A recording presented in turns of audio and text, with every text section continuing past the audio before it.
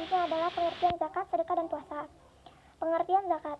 Secara bahasa, zakat berasal dari bahasa Arab yang berarti berkembang, bertambah, suci, berkah, dan terpuji. Sedangkan secara istilah, zakat berarti suatu bentuk ibadah kepada Allah Subhanahu wa taala dengan mengeluarkan sebagian hartanya dan hukumnya adalah wajib dikeluarkan sesuai dengan aturan yang diberikan kepada golongan-golongan tertentu yang berhak menerimanya. Dalil zakat. Allah berfirman dalam surat Al-Taubah ayat 103 yang artinya ambillah harta mereka sedekah atau zakat untuk membersihkan mereka dan menghapuskan kesalahan mereka. Quran surat At-Taubah ayat 103. Dan sebagaimana firman Allah dalam Quran surat An-Nisa ayat 77 yang artinya laksanakanlah salat dan tunaikanlah zakat. Macam-macam zakat. Yang pertama zakat fitrah. Zakat yang wajib dikeluarkan oleh setiap muslim menjelang hari kemenangan yaitu hari raya Idul Fitri pada bulan suci Ramadan. Ukuran zakat yang dikeluarkan adalah 2,5 kg, merupakan makanan pokok yang ada di daerah masing-masing seperti emas, sagu, gandum, dan kurma atau lainnya. Zakat mal adalah zakat yang dikenakan atas harta yang dimiliki oleh individu dengan syarat dan ketentuan yang telah ditetapkan secara syarak. Selanjutnya sihob zakat, seperti harta peternakan, unta, sapi, kerbau, kuda, kambing, dan domba, unggas, ayam, bebek, burung, dan ikan. Selanjutnya harta perniagaan atau perusahaan. Yang pertama harta perniagaan, yang kedua zakat perusahaan, yang ketiga hasil pertanian, yang keempat emas dan perak atau harta persimpanan. Yang kelima yang berhak menerima zakat adalah yang pertama orang-orang kafir, orang miskin, pengurus zakat, mu'alaf, memerdekakan budak, orang berhutang pada jalan Allah atau sabilillah dalam perjalanan atau orang yang sedang dalam perjalanan. Selanjutnya adalah sedekah. Selanjutnya adalah sedekah dan hukumnya. Sedekah adalah pemberian sesuatu pada seseorang yang membutuhkan semata-mata hanya mengharapkan ridha dari Allah Subhanahu wa taala, dan pemberian sedekah hendaknya benar-benarlah ikhlas. Jangan sampai menimbulkan rasa riya atau pamrih. Kemudian setelah sedekah diberikan, kita tidak boleh menyebut-nyebut pemberian kita lebih dari memperolok si penerima sedekah, karena hal tersebut dapat menghapus pahala. Hukum sedekah ialah sunnah muakkad, sunnah yang sangat dianjurkan. Namun begitu pula pada kondisi tertentu sedekah menjadi wajib.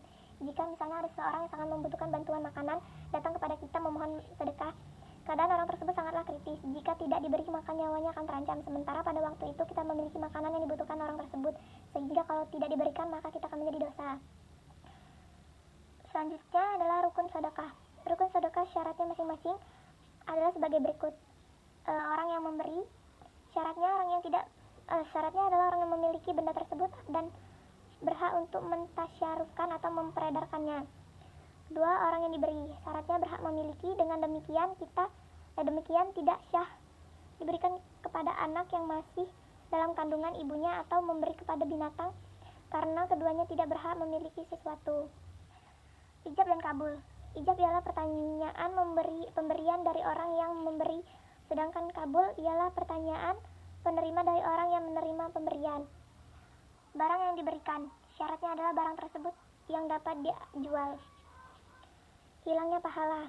Dari ayat Al-Quran surat Al-Baqarah 264, sebagaimana disebutkan di atas, dapat kita ambil pelajaran bahwa pahala sedekah bisa hilang dikarenakan menyebut-nyebut sedekah yang sudah diberikan dalam artian mengungkit-ungkitnya, baik kepada si penerima maupun orang lain, menyinggung hati si penerima sedekah, riya, atau mempunyai niat ingin dipuji dan disanjung oleh orang lain. Manfaat sedekah. Ada banyak sekali manfaat hikmah dan manfaat dari amanah sedekah. Diantaranya dapat membantu meringankan beban orang lain, menumbuhkan rasa kasih sayang dan mempererat hubungan antara sesama sebagai obat penyakit, dan dapat meredamkan murka Allah dan menolak bencana, juga menambah umur, memperoleh pahala yang mengalir terus, akan dilapangkan rezekinya, menghapus kesalahan. Baik, selanjutnya adalah pengertian puasa. Puasa berarti menahan diri dari sesuatu. Dalam Al-Quran disebutkan surat Maryam ayat 26 yang berarti diam dan menahan berbicara. Adapun puasa menurut istilah adalah menahan diri dari hal-hal yang membatalkan puasa disertai niat pada siang hari, mulai dari terbitnya fajar sampai tenggelamnya matahari. Dalil puasa. Rasulullah SAW bersabda, Islam dibangun di atas 5 perkara: kesaksian bahwa tiada Tuhan selain Allah dan bahwa Nabi Muhammad adalah utusan Allah, mendirikan salat, membayar zakat, melaksanakan haji, berpuasa di bulan Ramadan. Hadis riwayat Bukhari dan Muslim. Macam-macam puasa. Pertama, puasa di bulan Ramadan, puasa qadar, puasa kafarat, puasa nadar, puasa sunnah. Puasa sunnah dibagi menjadi puasa 6 hari di bulan Syawal, puasa 10 hari pertama di bulan Zulhijjah, puasa hari Arafah, puasa Muharram, puasa Asyuron, puasa Sya'ban, puasa pada bulan haram atau bulan yang dimuliakan, puasa Senin Kamis, dan puasa Daud.